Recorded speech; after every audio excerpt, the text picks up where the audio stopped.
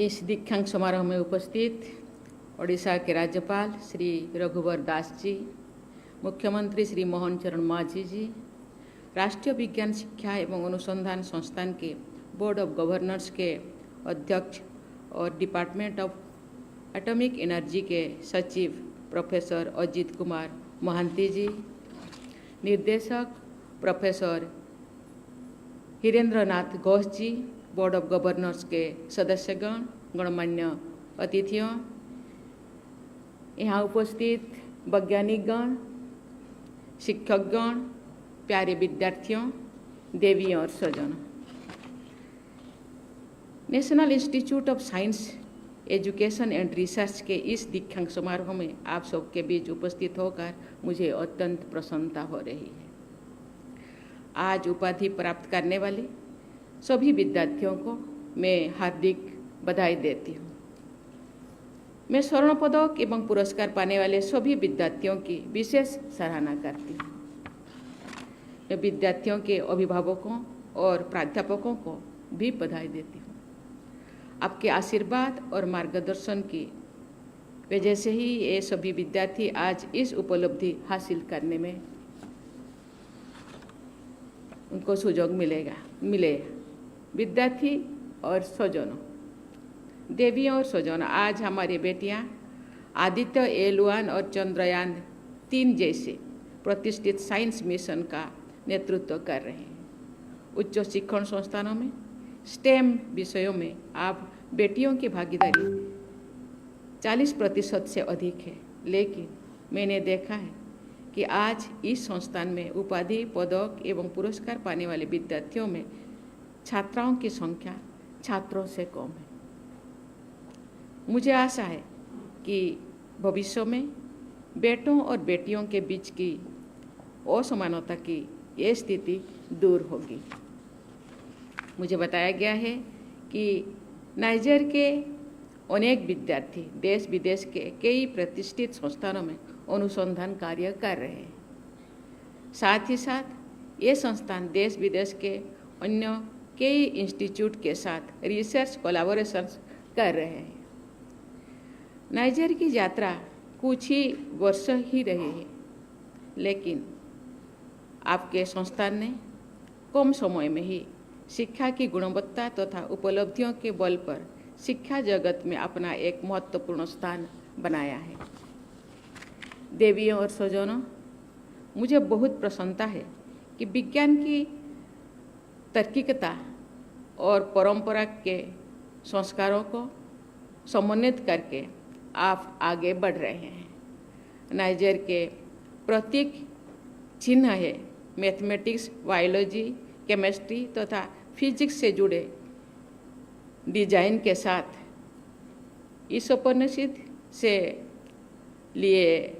लिया गया कथन लेकिन है ये अंकित है, विद्या अमृतम अश्नुते। इसका भावार्थ ये है कि विद्या से व्यक्ति को अमृत प्राप्त होता है, यानी विद्या रूपी अमृत की संजीवनी पाकर व्यक्ति के कार्य अमर हो जाती है। उदाहरण के लिए विश्व के महानतम वैज्ञानिकों में से एक सर CV रमन दशकों से हमारे बीच नहीं है, लेकिन उनके द्वारा प्रतिपादित रमन इफेक्ट प्रासंगिक है और उस वैज्ञानिक सिद्धांतों के जरिए सर CV रमन सदैव अमर रहेंगे। ओडिशा के पावन धरती पर ही महानतम खगोल शास्त्रियों में से एक पठानी सामंतों ने भारतीय खगोल विज्ञान को समृद्ध किया है। अपने सिद्धांत द्वारा सामंत चंद्रशेखर अमर रहेंगे। उत्कल विश्वविद्यालय के प्रथम कुलपति प्रोफेसर PK परिजा वनस्पति विज्ञान के क्षेत्र में किए गए अपने अनुसंधानों के कारण सदैव याद किए जाएंगे। प्रिय विद्यार्थियों, आप एक अत्यंत प्रतिष्ठित संस्थान से उपाधि प्राप्त कर रहे हैं। मुझे पूर्ण विश्वास है कि आप जहां भी कार्यरत रहेंगे अपने कार्य क्षेत्र में श्रेष्ठता के सर्वोत्तम स्तर प्राप्त करेंगे।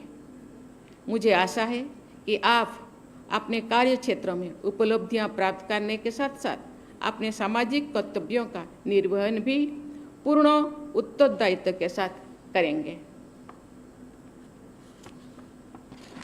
महात्मा गांधी ने 7 सामाजिक पाप परिभाषित किए हैं, जिनमें एक है दयाहीन विज्ञान, यानी मानवता के प्रति संवेदनशीलता से रहित विज्ञान को बढ़ावा देना पाप कर्म करने जैसा है।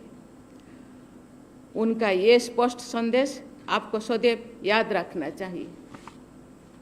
सार्थक विद्या एवं ज्ञान वही है जिसका प्रयोग मानवता की बेहतरी एवं उत्थान के लिए है। मुझे इस वर्ष अप्रैल में भारत की पहली और विश्व की सबसे अफोर्डेबल CAR-T सेल थेरापी का शुभारंभ करने का अवसर मिला था। मुझे ये जानकर खुशी हो रही है कि नाइजर में मेडिकल साइक्लोट्रॉन फैसिलिटी की स्थापना की गई है। इसके लिए ये कार्य भी कर रहे हैं। कैंसर के विरुद्ध हमारे लड़ाई में ये सब उपलब्धियां संपूर्ण मानव जाति के लिए एक नई आशा प्रदान करती है। देवियों और स्वजनों, विज्ञान के वरदान के साथ साथ उसके अभिशाप का खतरा भी हमेशा बना रहता है। आज साइंस एंड टेक्नोलॉजी के क्षेत्र में बहुत तेजी से बदलाव आ रहा है। नई नई तकनीकी विकास मानव समाज को क्षमताएं प्रदान कर रहे हैं, लेकिन साथ ही मानवता के सामने नई चुनौतियां भी पैदा कर रही हैं। जैसे CRISPR-Cas9 में जीन एडिटिंग बहुत आसान हुई है। ये टेक्निक की असाध्य बीमारियों के समाधान करने की दिशा में एक बहुत बड़ा कदम है, परंतु इस टेक्नोलॉजी के प्रयोग के कारण नैतिक और सामाजिक मुद्दों से जुड़े संकट भी प्रस्तुत हो रही है। इसी प्रकार जेनरेटिव आर्टिफिशियल इंटेलिजेंस के क्षेत्र में हो रहे विकास से डीप फेक की समस्या तथा अनेक रेगुलरिटी चैलेंजेस सामने आ रहे हैं। मुझे आशा है कि विज्ञान शिक्षा से जुड़े आप जैसे सभी लोग एवं नीति निर्मातागत मिलकर इस सभी समस्याओं को हल करने का प्रयत्न करेंगे, ताकि मानवता अनुसंधान एवं विकास का अधिक से अधिक लाभ उठा सके और उसे कोई हानि ना पहुंचे। प्रिय विद्यार्थियों, फंडामेंटल साइंस के क्षेत्र में होने वाला प्रयोगों एवं अनुसंधान के परिणाम प्राप्त करने में प्रायः बहुत अधिक समय लगता है। ऐसे भी देखा गया है कि कई बार बहुत वर्षों तक निराशा देखने के बाद ब्रेक थ्रो मिल रही है। इसलिए ऐसा भी संभव है कि आप कई बार ऐसे दौर से गुजरे जो आपके धैर्य की परीक्षा हो, लेकिन आप कभी भी हताश ना हो। ये ऐसे हमेशा याद रखें कि फंडामेंटल रिसर्च के विकास अन्य क्षेत्रों में भी अत्यंत लाभकारी सिद्ध होते हैं। फंडामेंटल रिसर्च के द्वारा हम नए प्रयोग विकसित करते हैं जो कि ब्रह्मांड के रहस्यों को उजागर करने की दिशा में तथा मानवीय समझ के विस्तार के लिए नई कदम होती है। आज साधारण भी लगने वाली बहुत सारी असाधारण चीज़ें फंडामेंटल रिसर्च के विकास से ही संभव हो रही है। आधुनिक संचार के माध्यम हो या नई चिकित्सा तकनीकी हो, ये सभी असंभव होती यदि अतीत में शोधकर्ताओं एवं वैज्ञानिकों ने धैर्य का परिचय ना दिए होते। प्रिय विद्यार्थियों, मैं कामना करती हूँ कि आप जहाँ भी हो अपने संस्थान की गरिमा को बढ़ाते रहे, उत्कृष्टता के उच्चतम शिखरों तक पहुँचे। मैं आशा करती हूँ कि आप अपने अंदर ह्यूमिलिटी और स्पिरिट ऑफ इंक्वायरी हमेशा बनाए रखेंगे।